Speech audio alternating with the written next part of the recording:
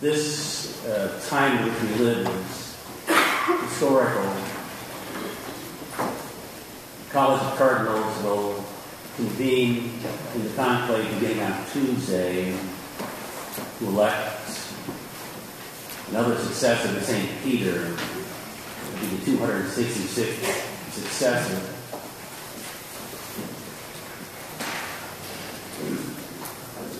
In my own lifetime, this will be, I believe, the 6th such conclave. It's very possible that if the Pope to be elected as a younger man, we could go perhaps for 20 years before the following conclave.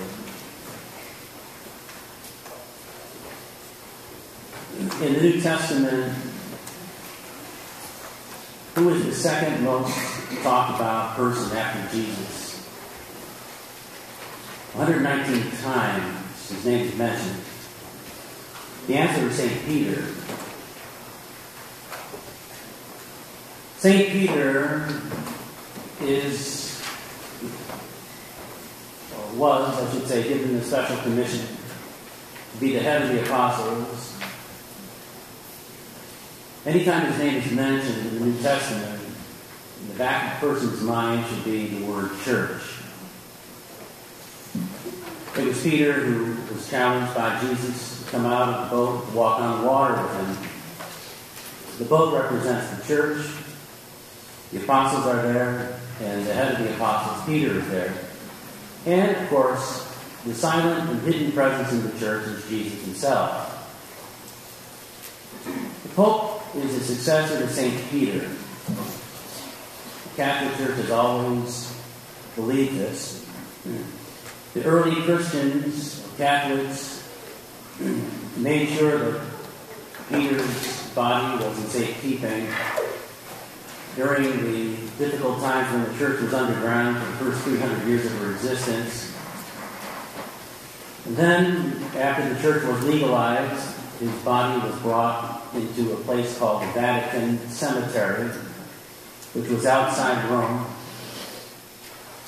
In the 1940s, when the Pope at the time ordered excavations underneath St. Peter's Basilica, the workmen in the crypt or the basement of St. Peter's hit with the shovel of the roof of a building. So imagine you're in your basement, the basement is not finished, there's a dirt floor, and you're digging and you discover that your house is built on top of another building.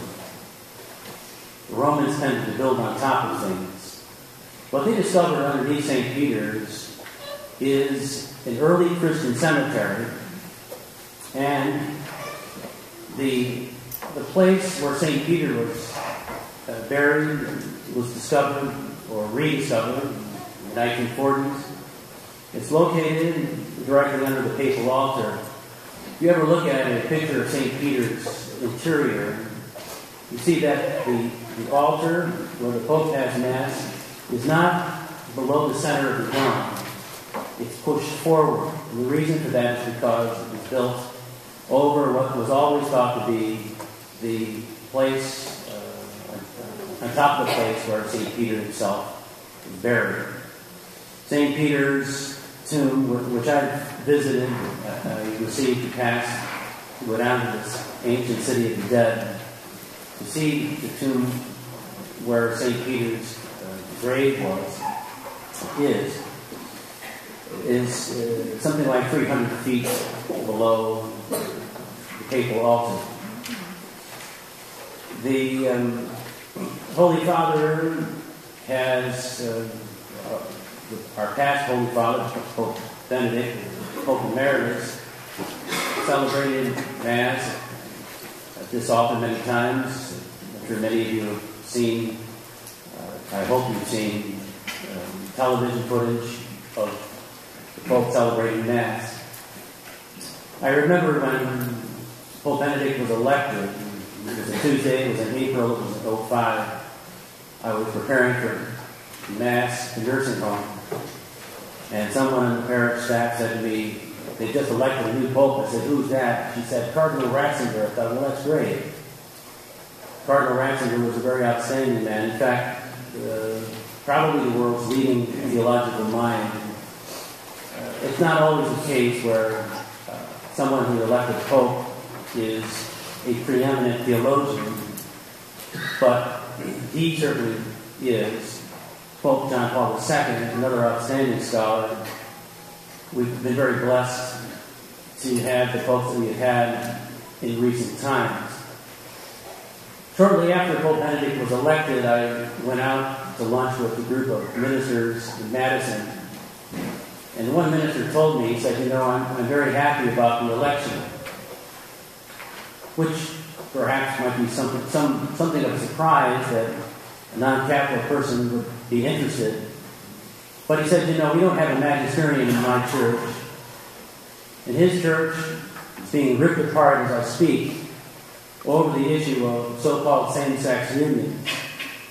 In other words, a non-Catholic person was admiring the integrity of the Catholic Church regarding the teachings, and that we have an ultimate authority that is really the last word on various things that are put forth.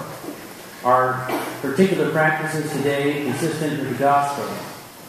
If one doesn't have a magisterium, which means a teaching body, ultimately headed by one man, then things are up for grabs. We can see this in the constant division in many ecclesial communities about so-called hot-button issues. Now, one of the things that add to the mix of the tumult in the world today is the secular press and media. The secular press, of course, is doing its utmost to turn the election of the Holy Father into a kind of political referendum on what the Catholic Church teaches. So there are people who are suggesting to us that maybe the new Pope can come in and permit abortion. Well, let me tell you something. The Pope is a servant of the truth. He doesn't invent the truth.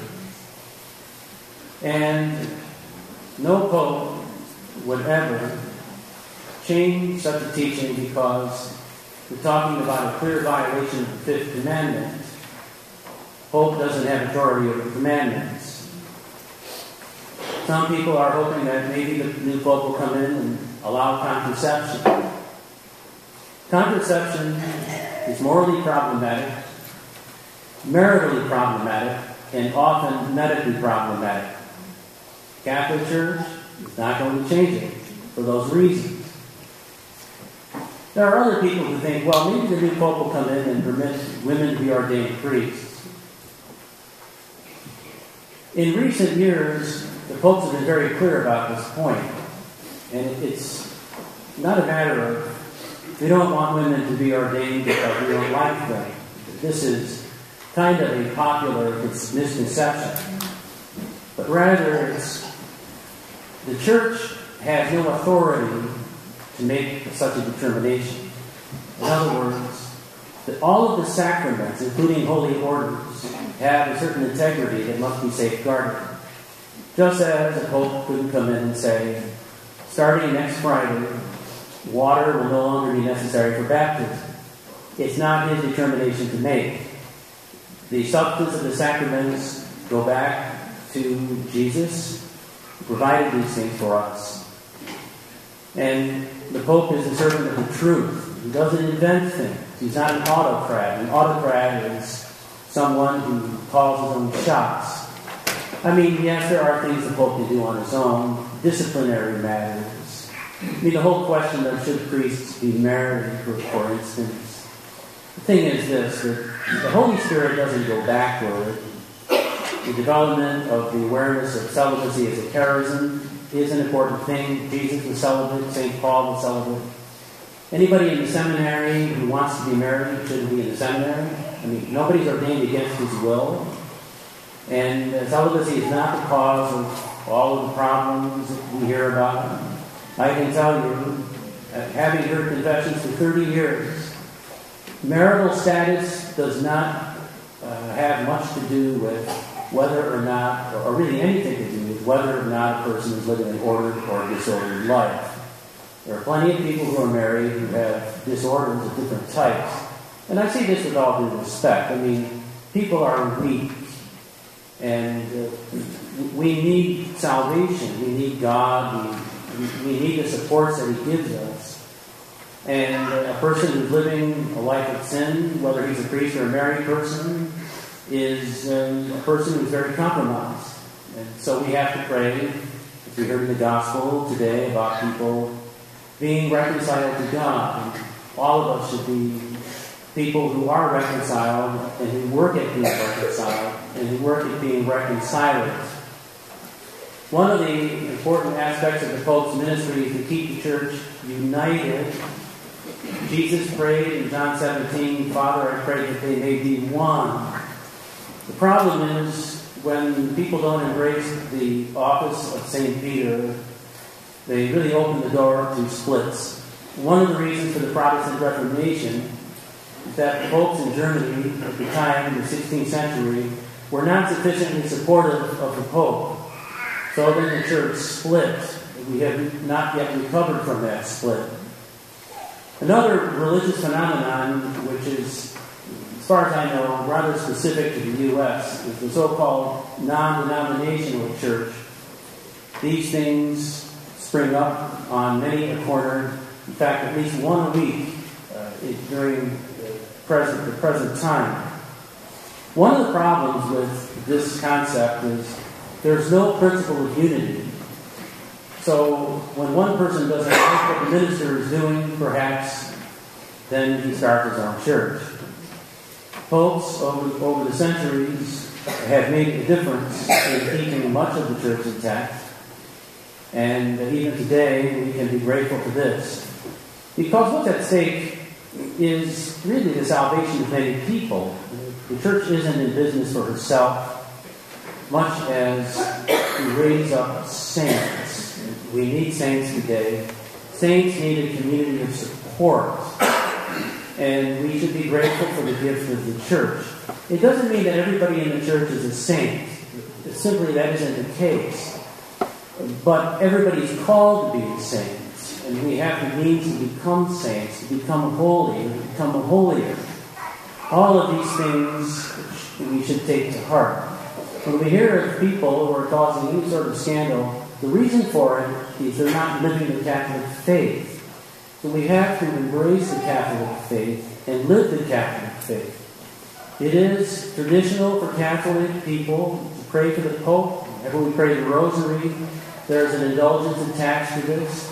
When we read the Stations of the Cross.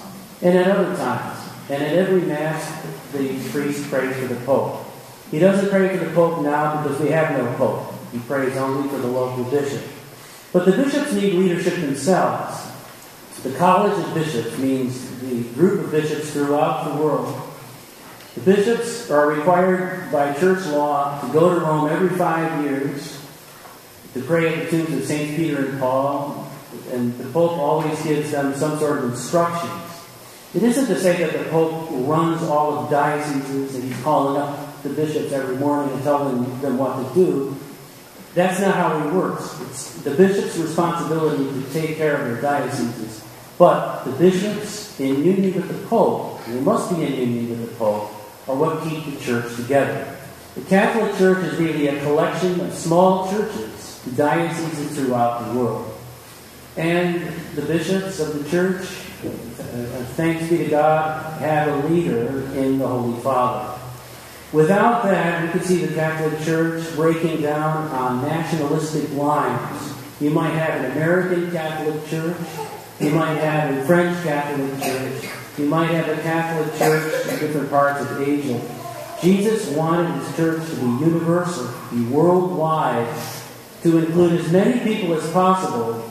That's what the word Catholic means. It means the whole thing. Katholos, whole, everyone. The entire gospel, full and correct profession of the faith, all of the sacraments, all of these things. And this is courtesy of Jesus. The church came from the side of Jesus when he died on the cross. Side was stabbed with the lance, stabbed with a lance, blood and water came out, the fluids of baptism and the Eucharist. So today we think about the church, how important the church is in the world, the mission that she has, the many people who are called to live our faith as Catholics in the world, to be a sign of the world of the power and presence and love of God, all of these things. And our need for shepherds, not only at the parish level, the diocesan level, and at the universal level. So I would urge everyone to continue praying for the cardinals as they meet for the conclave, which starts on Tuesday, that indeed the Lord will raise up a very worthy successor to St. Peter who can shepherd the Lord's church in these turbulent times.